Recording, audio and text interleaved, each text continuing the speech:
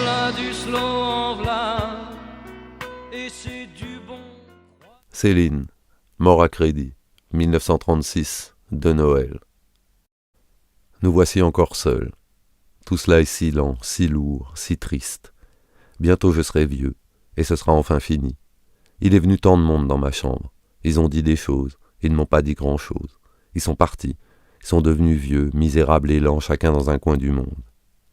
Hier à 8 heures, Madame Bérange, la concierge, est morte. Une grande tempête s'élève de la nuit. Tout en haut où nous sommes, la maison tremble. C'était une douce et gentille et fidèle amie. Demain on l'enterre rue des Saules. Elle était vraiment vieille, tout au bout de la vieillesse. Je lui ai dit dès le premier jour quand elle a toussé, ne vous allongez pas surtout, restez assise dans votre lit. Je me méfiais, et puis voilà. Et puis tant pis. Je n'ai pas toujours pratiqué la médecine, cette merde. Je vais leur écrire qu'elle est morte, Madame Bérange, à ceux qui m'ont connu, qui l'ont connue. Où sont-ils? Je voudrais que la tempête fasse encore bien plus de boucan, que les toits s'écroulent, que le printemps ne revienne plus, que notre maison disparaisse. Elle savait, Madame Bérange, que tous les chagrins viennent dans les lettres. Je ne sais plus à qui écrire. Tous ces gens sont loin. Ils ont changé d'âme pour mieux trahir, mieux oublier, parler toujours d'autre chose. Vieille Madame Bérange, son chien qui louche, on le prendra, on l'emmènera. Tout le chagrin des lettres depuis 20 ans bientôt s'est arrêté chez elle. Il est là dans l'odeur de la mort récente, l'incroyable aigre goût. Il vient d'éclore, il est là, il rôde. Il nous connaît, nous le connaissons à présent. Il ne s'en ira plus jamais. Il faut éteindre le feu dans la loge. À qui vais-je écrire? Je n'ai plus personne. Plus un être pour recueillir doucement l'esprit gentil des morts, pour parler après ça plus doucement aux choses. Courage pour soi tout seul. Sur la fin, ma vieille Bignole, elle ne pouvait plus rien dire. Elle étouffait. Elle me retenait par la main. Le facteur est entré. Il l'a vu mourir.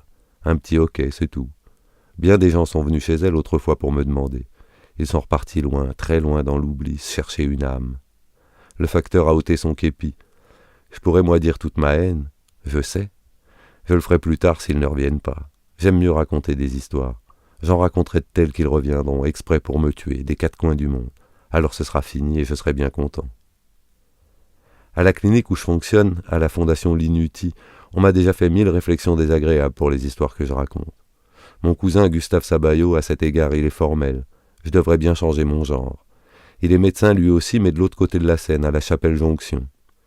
Hier, j'ai pas eu le temps d'aller le voir. Je voulais lui parler justement de Madame Bérange. Je m'y suis pris trop tard. C'est un métier pénible, le nôtre, la consultation. Lui aussi, le soir, il est vanné. Presque tous les gens, ils posent des questions lassantes. Ça sert à rien qu'on se dépêche, il faut leur répéter 20 fois tous les détails de l'ordonnance. Ils ont plaisir à faire causer, à ce qu'on s'épuise. Ils en feront rien des beaux conseils, rien du tout.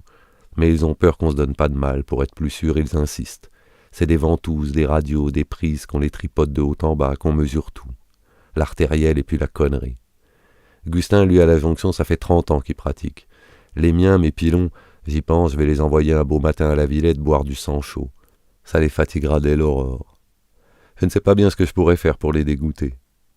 Enfin, avant-hier, j'étais décidé d'aller le voir, le Gustin, chez lui. Son bled, c'est à 20 minutes de chez moi une fois qu'on a passé la Seine. Il faisait pas joli comme temps. Tout de même, je m'élance. Je me dis, je vais prendre l'autobus.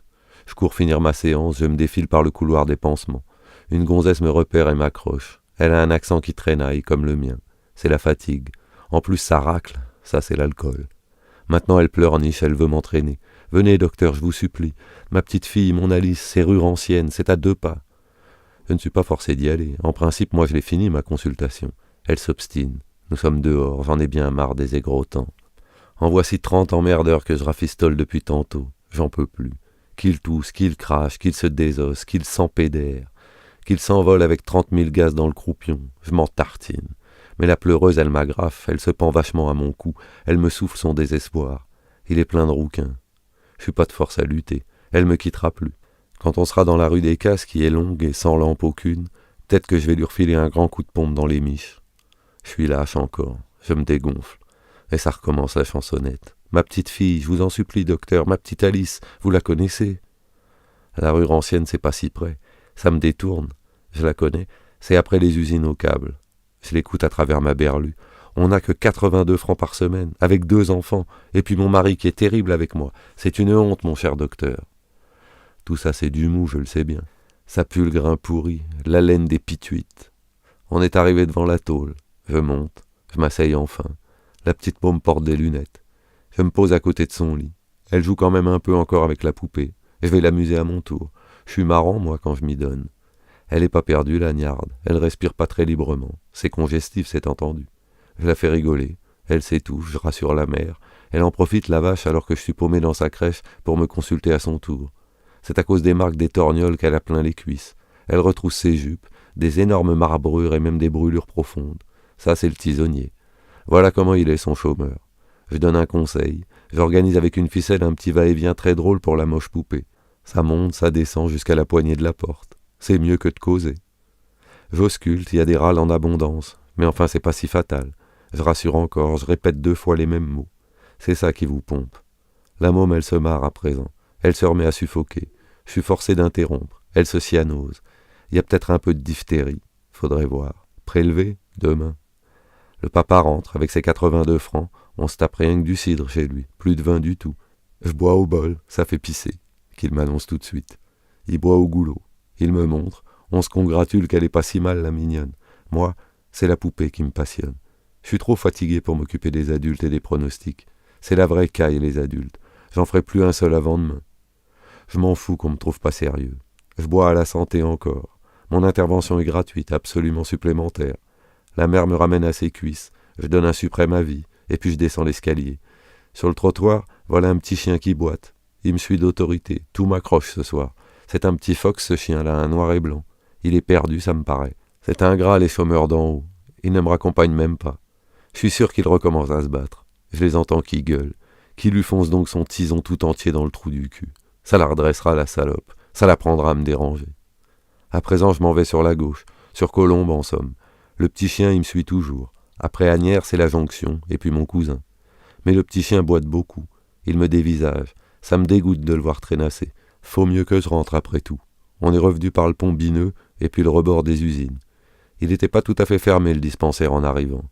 J'ai dit à madame Hortense, on va nourrir le petit Kleps. Il faut que quelqu'un cherche de la viande. Demain, à la première heure, on téléphonera. Ils viendront de la protectrice, le chercher avec une auto. Ce soir, il faudrait l'enfermer. Alors je suis reparti tranquille. Mais c'était un chien trop craintif. Il avait reçu des coups trop durs. La rue, c'est méchant. Le lendemain, en ouvrant la fenêtre, il n'a même pas voulu attendre. Il a bondi à l'extérieur. Il avait peur de nous aussi. Il a cru qu'on l'avait puni.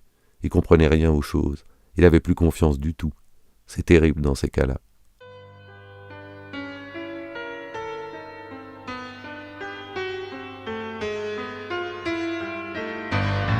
En v'là du slow, en v'là, et c'est du bon, croyez-moi. Tâtez-moi, c'est l'arme ici, touchez-moi ça.